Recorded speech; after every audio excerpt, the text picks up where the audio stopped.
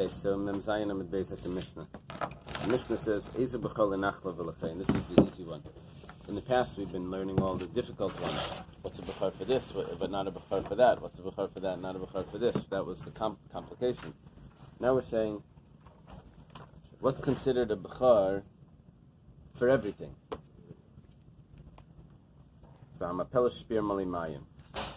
Let's say a woman has a birth, but it's just the sac, I guess a placenta, or it's just filled with water, or mali dam, or it has blood in it. Mali gninim, it has some sort of colored substance in it. It's not a real birth. What we want to say is that what's born after this birth is not considered a second child. It's considered the first child. Someone gives birth, and what comes out is not a child. What comes out is like a fish, a herring. This is my grandmother's story about this couple that they couldn't have children. They were in the fish business, and they went to the doctor. And the doctor said, if you have a child, it's going to be a miracle. Anyway, the lady comes out. She tells her husband, the doctor said, if we have a child, it's going to be a mackerel. So this lady, she gives birth to a... what comes out is a fish, chagavim, some grasshoppers, skatzim. It's not a child that comes out. Or masim, some sort of other creature. Hamapelas liyemar boim, or she has a miscarriage, but it's at the 40th day, so it's not a full child. It's not developed. You know, I'm wondering. Obviously, she didn't give birth to a fish or grass, but in the developmental stage, before it's formed like a human, it might look fish-like or reptile-like, which means if it was an early miscarriage, that might be what it could have but then it looked wouldn't like. say this, Abraham.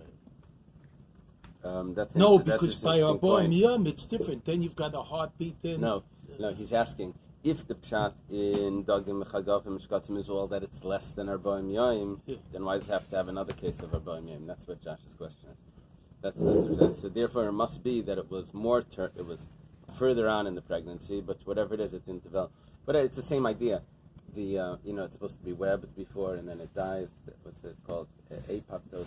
Is it apoptosis or something? I mean, same reason like there's some people born with like a gill here. Because the thyroglossal duct didn't close. I mean. So the next case is. So 1 second. The halacha is haba achreim b'chol lenachla v'lakayin. What comes after these births is a full b'char for two purposes. He's a b'char for the kayin. He's a b'char lenachla. First of all, he gets a double inheritance, and he also needs to be redeemed. He's a b'char for the kayin. This is the din, Tucker? A miscarriage before 40 days, then the second one. Yeah, it's not counted. Yeah. We may say even more than that. We may say Rikam Avla, it's Machlekes Machaber Amah. It's Machlekes Sfardim and Ashkenazim in this. But definitely not before 40 days. It may be even further, according to their Ulama. Yotzi Daifin, if a child is a cesarean, Baba Achrav, what about the child after the cesarean? That's the interesting one. We know the cesarean. But the child after the cesarean, maybe a firstborn. Because he's the one that was.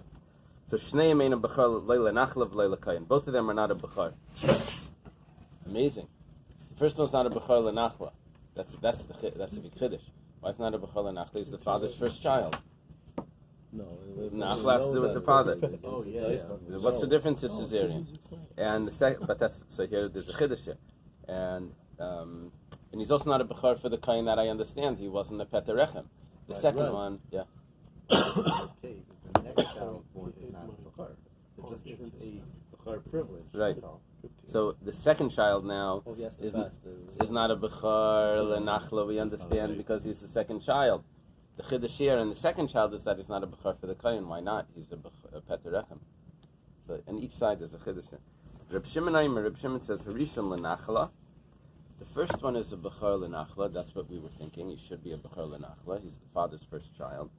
And the second one is a Peterechem. He's the first child that opened the womb. Okay, now the Gemara asks, Rishon Lenachla Lai. We're going through these cases here. Why is the first one, according to the Tanakama, not a B'char Lenachla? So it says the Yoldaloi Be'inan. We need a birth. This is not a birth. Okay. Then it says L'chamish Shloim Namiloi. Why is he not a Bechor for the Kayan? That's five. That he has to pay the 5 coins. It says Petrechem Bina. It needs to be the opening of the womb. Okay, so we understand the first child doesn't catch it. Doesn't get the Bechor status. Sheni Lenachlaloi. The second one is also, he's not a firstborn for Nachla. That's very clear because Reish Hashanah Bina, he needs to be the first of the father's strength, and he's not the first child. This is the Chiddush. He's not a Bechor for the Kayan. Why not? He says that a Bechor for only one aspect is not considered a Bechor. It just reminds me of the matzah that you break by Pesach. It says that you put the bigger one away. So you put the gadol away for that to come. And so it said, let's say it's even and you have to measure it or something. So the Frierdiker Rebbe said, a gadol of a smedaf mestin, that you have to measure it, it's not really a gadol. So here, he's only a bechar. He's a bechar ledavar echad. Doesn't count. He's a bechar only for one aspect. That's not a bechar. It doesn't count. So we're saying that he's not even a bechar for Petrechem. He's not even bechar for the kayan. Reb Shimon says, Harishan lenachla v'shen l'chamish shloim. Why? Reb Shimon l'tamei. Reb Shimon goes according to his reason. Damar teiled l'rabbis yetzidofen. When it says teiled that she'll give birth, that's coming to include even if it's a cesarean, it's still considered a birth. And v'hasheni l'chamish shloim, the second one is a bechar for the kayan. Why? Because kasava bechol davar echad havi bechar. Reb Shimon holds that it's possible to be a bechar just for one aspect. We had this machlokes before. Can you be a bechar for this and not for that? That's a machlokes. Reb Shimon holds yes. And so therefore the second child is a bechar for the kayan because he was the Petrechem, even though there was a child that was born before. Okay, today's daf is Menachem. Mishalei bichra ishtoi. This is lawyer stuff. Pay attention to this page.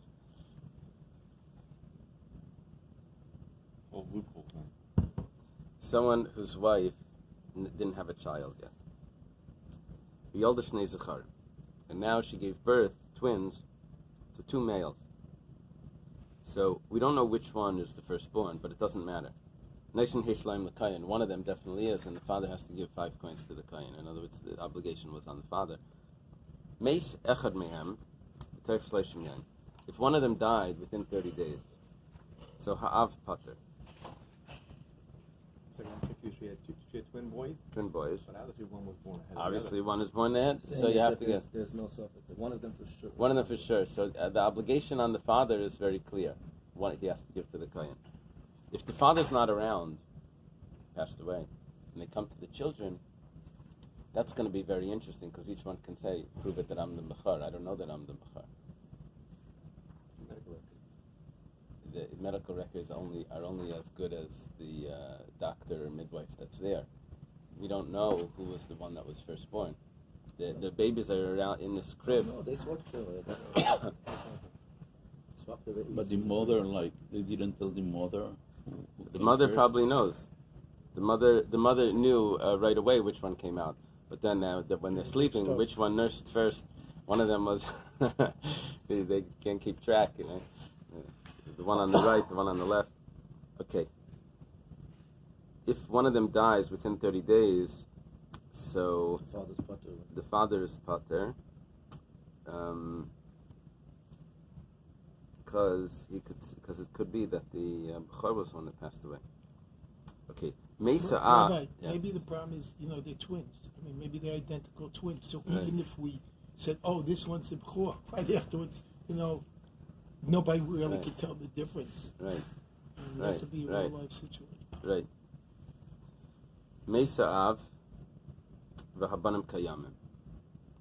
The father dies, but the sons are alive. So this is the case. This is the problem case, because if we get the payment out of the inheritance, so then it's coming from the father's payment. So then that would be like an obligation. In other words, if the inheritance is still has this obligation, then good. But if it's now coming from the children, each one can say it's not me. So Reb Meir Omer, im nasnu ad shlei chalku, then nasnu. If they happen to have given the kohen before they divided it up, then they can't go and take it back. That's too late. But v'im lav, but if they didn't give it before they divided, then peturim, then they don't have to give it. Rabbi Yehuda Omer neschayvon nechasim. Rabbi Yehuda says no. The estate owes the money to the kohen. Zachar nekeva. Let's say the woman gave birth to a male and a female. En kan l'kohen klum, because you have to be able to prove it that you owe the kohen. And over here, the fellow can say, I probably had a daughter first. It's better to have a daughter first. So that's probably what happened to me. Or just prove it. Okay, the Gemara asks, Demisa Abemas. When we said that the father died and the sons are alive, we made a difference between if the estate was divided or not. So the mitzvah of Bidna and Ben is not a mitzvah on the kohen, it's a mitzvah on the child. Actually, a mitzvah on the father, and then it goes on to the child. So if there's a suffix, we don't have to do the pidyon. Why? Because if a kohen wants his child, then he has to prove that he wants. But the mitzvah is on the kohen. The mitzvah is on the father and the child. It's not the onus on the kohen to prove it. The kohen doesn't prove anything. The father still has a mitzvah to be paid to his son. But it's money to benefit from it. So the mitzvah isn't on the kohen to collect for his son. The mitzvah is on the father to redeem his son. On the contrary, if at a pidyon ben the father says, I don't want the child, keep the I'd rather have the 5 coins, he has to come back tomorrow and do the pidyon again. He still has to redeem his child.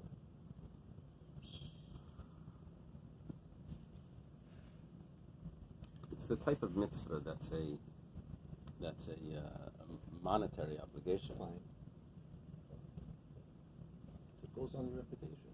You weren't escalated, Fair credit. What I mean, there's consequences. Huh? There's consequences if it didn't. If the kohen doesn't... He didn't make a I kiddush. hear what you're asking. You're asking the religious aspect of it, besides. The Gemara is discussing the monetary aspect. Yeah, okay, that's true. Let's see the Gemara. Demisa Avemas. When did the father die? Again, we're discussing about the division here, but when did the father die? Eily must mislach alamed yom. If we say that he died after the 30 days, at the 30 days would be the time when it would be the obligation to have paid it. Baha Amar Reb Meir, and regarding this, Reb Meir says, in other words, the obligation was already on the father, it was already there. The bill came in the mail, and then the father dies. So Reb Meir says, Ki cholku, if they're divided it already, then Peturim, they're exempt. 1 second, why are they exempt?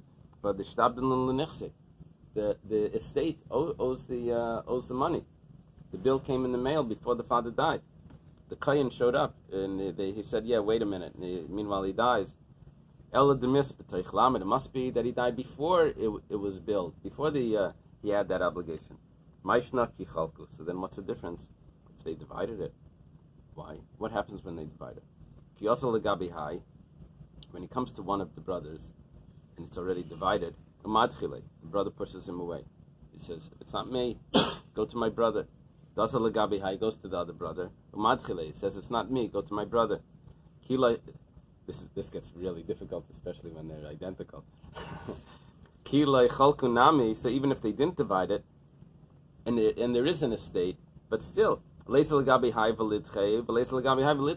just because there's an estate doesn't mean that you can come to one of them and say, you owe me, and the guy can't say, yeah, but it's not me.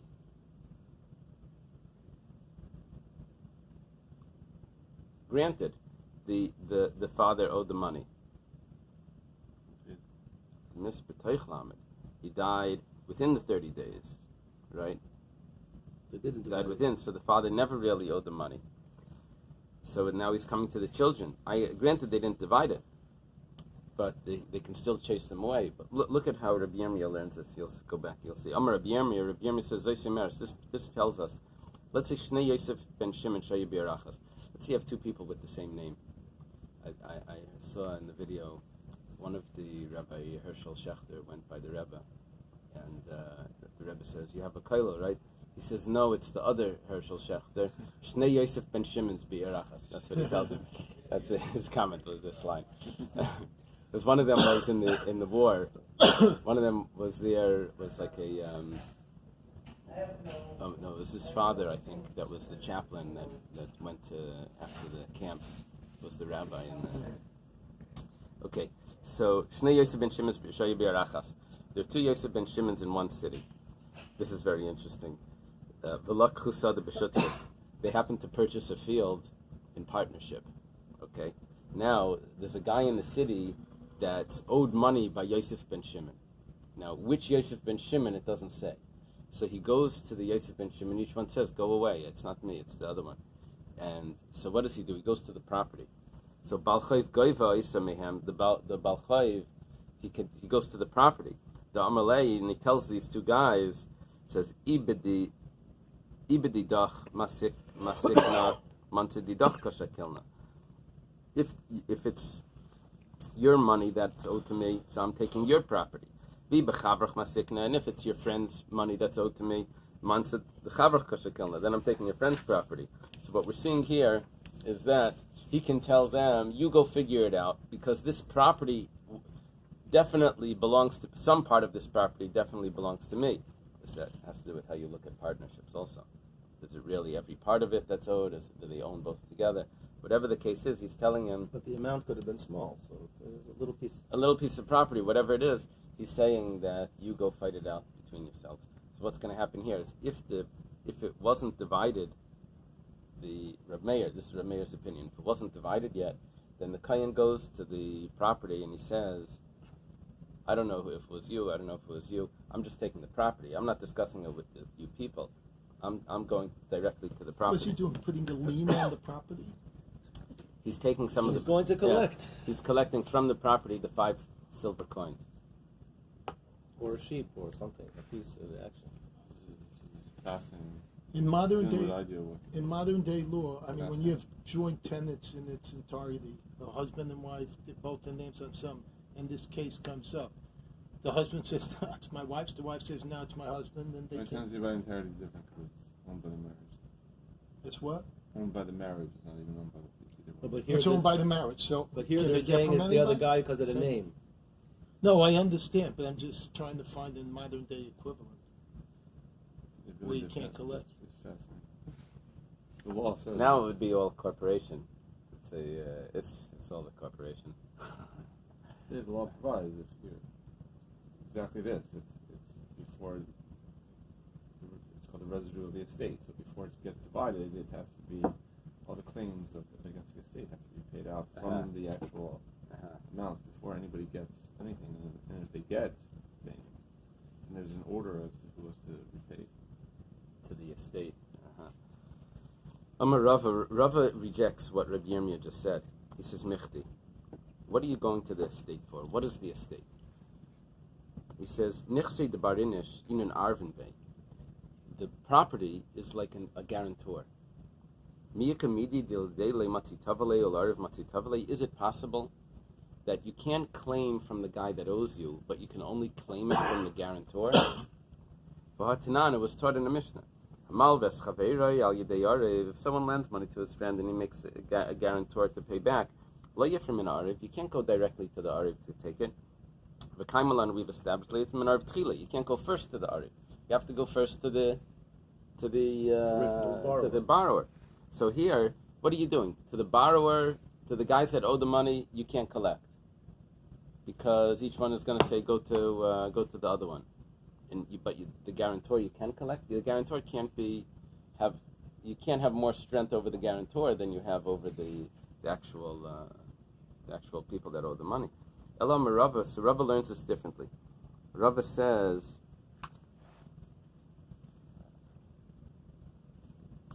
we were talking about, according to Rabbi Yirmiyah, that it was misbetoich lamed. Rava says, Leim shmis lach lamed. Rava says no. The father died after 30 days. That means the father actually owed the money. Lach lamed yom. Vide kenechsi tuva. You know what? If there's a lot of property here, then you're right. He could claim it from the property because the state owed it. Hachanami, the shekel. You would be able to get the payment. The kohen. All there is in total is 5 coins. With the Kuli Alma Islahu de Ravasi. Everyone holds of what Ravasi says. This is the interesting piece. Damar Ravasi Achen Shechalku. Ravasi says, you see, what happens is, there's two ways of looking at an inheritance. One way is, there's one child, and it's easy. It's just an inheritance. But if there's more than one child, then we can say that, okay, the father passed away, and the property comes down to the children, and then when it's divided up, exactly what each one gets is the original inheritance that the father left, bequeathed to the to each of them. Or we can say differently, that the father left the property, and the way they divide it up is like a sale between themselves. You take this, I'll take that. You take this, I'll take that.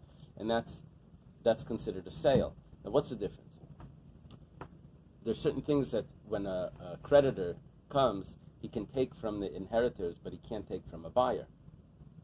So Rabasi says that we don't know if the father gave it or not. We don't. It has to do with yesh breira. Do we go back retroactively and say that's what the father exactly left for this child? That's what the father left for this child, or do we say that no? We say that the father left the inheritance and they sold it to each other. So what Ravasi does is he says we consider yarshim that divide half inheritors and half buyers. Half of the money is an inheritance, half is a purchase. So now we have 5 coins.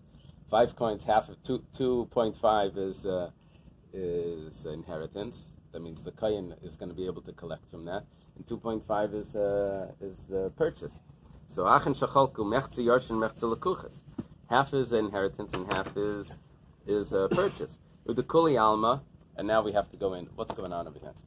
A kohen can come and collect money from the. It says milvak suva b'Torah. We have a document that says that this guy owes the kohen money. That document is called the Torah. It says in the Torah that the father owes the kohen money. So milva ksuva b'Torah, a debt that's written in the Torah.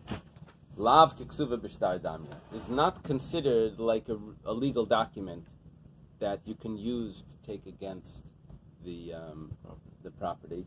In other words, you can't consider it as a lien on the property. And say that I know that you purchased this property, but you didn't check it out. There was actually money that was owed to me before you purchased it, and this property goes to me. So if you had a real IOU, a real document that said that there was a lien on the property, there was money that was owed, then you'd be able to take it away from the purchaser. But over here, it's not a lien on the property because it's only written in the Torah. And written in the Torah is not considered like a document. There's a machlekes. Milva ksuva b'Torah, is it ksuva b'shtar damya? Is it considered like a regular legal document? So you can only take it from the inheritors. You can't take it away from the purchaser. Just describe the whole title insurance. The kuli alma islu de Rav Papa. There's one more point over here. There's Rav Papa's din. Damar Rav Papa. Rav Papa says milva al peh govim min a yarshim and a govim min al kuchas. We spoke this out. Papa says that if it's a document that says that you owe money, then you can collect that. If it's a verbal debt, it was only made verbally, then you can collect from the inheritors, but you can't collect from the purchaser. Now we have Machlekes Reb Meir and Rabbi Yehuda. Can a kohen collect less than 5 coins? He owes 5 coins, the guy, but he has 5 coins, but only 2.5 is the Yerusha, is the inheritance that the kohen can extract from him. So the Reb Meir savar chamish v'lei chatzi chamish. Reb Meir says no. If there's no 5, then you don't get half of 5. You don't just say, well, just give that to me now. Maybe something will happen. Rabbi Yehuda savar chamish v'afilu chatzi chamish. Rabbi Yehuda holds that no, you can even collect less than that. So that's why Rabbi Yehuda said that nischayvu nechasim, that the property is obligated, and Reb Meir says that it depends if it was divided already. If it was divided, then they're pater. If it was given before they're divided, if it's before it's divided, then they're chayiv. If it's divided, then they're pater. Why? Divided is pater because of the purchase aspect, and you don't collect from a purchaser. The Gemara asks, Ihachi, if this is the case, Rabbi Yehuda nischayvu nechasim, nischayev gavrami baile. There's a little problem over here because Reb Meir agrees that the property is obligated. The estate owes the money. The whole question is, does the guy need to give it? It's not the estate. Rabbi Yehuda's language is not his main point. His main point is that the guy has to give whatever he has. It's not a machlekes about does the estate owe the money. Everyone agrees that the estate owes the money. It's just now that they've divided it up in this way, it could be that he doesn't have to give because it's only 2.5, 2.5 that he got an inheritance. Are we discussing a scenario where the father promised a certain coin, I was going to redeem it through you, or just a random coin shows up at the door? I don't know how to interpret this. I guess there's one kohen in the city. Coin, it's a CPA. Yeah. Why can't he always say, what you're asking is, why can't he say that I'm not discussing it with you because I have a different kohen that I'm discussing it? And he just like one brother can say go to the other brother, I can also say to the kohen, I'm going to that kohen, and I'm going to that kohen. I can just move around the room until they all get dizzy. Yeah. It could be the answer is that there's only one kohen here. I'm not sure. I don't know. Smart for business, everybody's spread out. And one contact time. I don't know, unless it Father says was something in the notes. All the Kohanim were like one. I don't know what's going on here. Uh-huh. The whole group of kohanim show up. Yeah, you show up with a team. We're all here. Or they traveled. There was a traveling. What's the press? Why are they such a rush? Because they're traveling through. Once a year, the Kohanim come through and they collect from all the cities. Uh-huh. Maybe. Tanya. There was a kohen cruise. They were taking a cruise, stopping off at different islands, getting the. Tanya was taught in the Bais. Rabbi Yehuda Imar. We're going to challenge Rabbi Yehuda's opinion here that we claim that Rabbi Yehuda holds afilu chatzi chamish, that you can collect even less than the full 5. We're going to challenge that now. We have a Bais that says, Rabbi Yehuda says, Ha'achin shechalku. If brothers